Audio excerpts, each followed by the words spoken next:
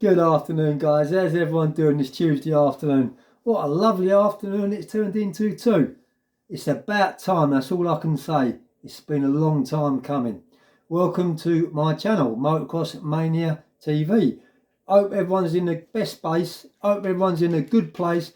Hope you're being the best version of yourself you could possibly be. Because today, that's the only way to be. What I can say is, wow, man. Wow, what a mad, crazy lifestyle I've had previously.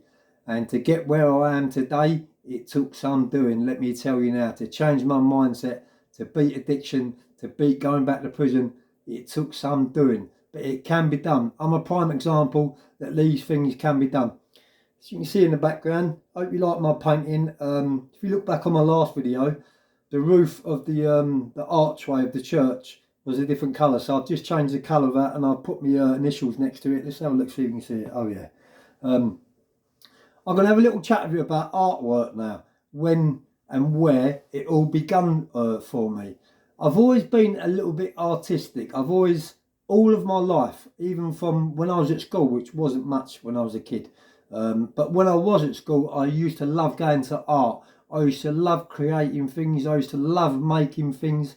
I used to love the nuts and bolts of things.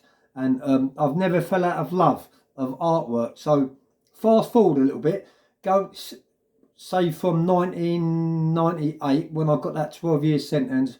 I was in Parkhurst prison on the Isle of Wight on Sea Wing, facing the yard.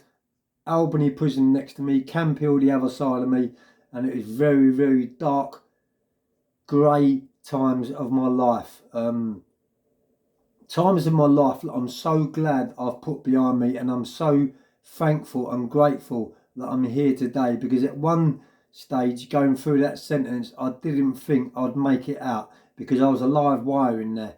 If anything got done, I was the one that done it. These speedos, yeah, I was the one what was going out serving these speedos up. So if you go back on my videos, you'll see the Venables video what I'm talking to you about.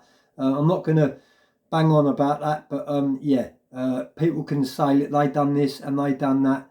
You know, I can honestly put my hand on my heart and say I was that type of person, yeah.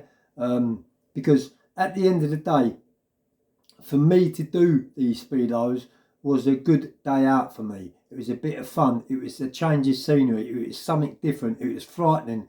You know, it was like going on a bit of work. Doing these speedos was like going on a bit of work, because you had to, I served them up quickly and then, you know, run back to me Peter, quickly got changed, and then started mingling into the crowd again like it wasn't me. But yeah, I was that person, guys, what done these speedos, and I'm very grateful that I did. That's one thing that I'm proud of, and it's called convict justice, and I'll serve that out in abundance. Let me tell you now, in abundance. Don't matter what anyone else says to you, I served that in a fucking abundance.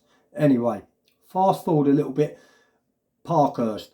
I wasn't into going into work parties. I didn't feel that I wanted to work for the system for £2.50 or £3 a week, slave labour, you know, getting the system rich, making things for them, sending out, and things like that. I wanted to do my bird my way, and that is the way I've done it. And you know, that's probably why I've done every single day of that 12 years. I served about 7 years, 9 months on the first time. I got recalled on it, and by the time they let me out, I've done the whole lot. They wouldn't let me have no licence, because I was an escapee. I was an E-man, so there's a few people can vouch for that. When I was in Belmarsh, there was loads of people in there, too many people to mention, but it can be vouched for. I was an E-man, so yeah, I was a fucking live wire, man. And I served my bird the way I wanted to serve it, not the way the system wanted me to serve it. What they said was, what was scripted out was, you know, these live wires, what they did, or what I did, is I played up in the start of the sentence, and at the end of the sentence, I quietened down, and they got my remission back, and, you know, and that's the way they wanted things to pan out. And that's how it panned out, actually. The first 5 years of my sentence, you know, was fun for me. And I'm not glamorising crime in any way, shape or form, but it was fun for me. It was all fun. You know, there's no other words for it. You know, it was hard, yeah, being away from my family, but where I was only 28, 29 years of age, I was full of beans, I was a live wire, I was game as you fucking like, and that was it. So whatever I could get up to in there, I got up to. But yeah, fast forward a little bit. Because I wouldn't work for no parties, I wouldn't do nothing for the system at all, they kept me behind me Peter. Most of the time while I was in Parkhurst, I was on good order and discipline because I'd done a screw with a pot of urine and defecated in the pot, stirred it all up with baby oil because like he was holding my mail back. Go back to my videos, you'll see it. Messing about my visits, really fucking about with my head. The way I see it, I was 12, I was just got 12 years, I was a dangerous man, and you don't play about with people like me. So one screw did play about with someone like me, and he paid the highest price what I could give him. Let me tell you that now. So they sent me down to segregation on good order and discipline. But rewind a little bit. When I wasn't working, I was on normal location, not on good order and discipline. I was on the wings, and I got into my artwork because there was nothing else to do. I was bored out of my brains, and that's when I first fell in love with art, and that's when I first started taking it very, very seriously.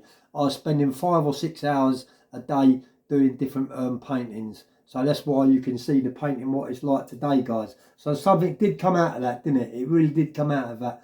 And today, 25 years later, I still produce artwork today. I still make artwork. I still paint.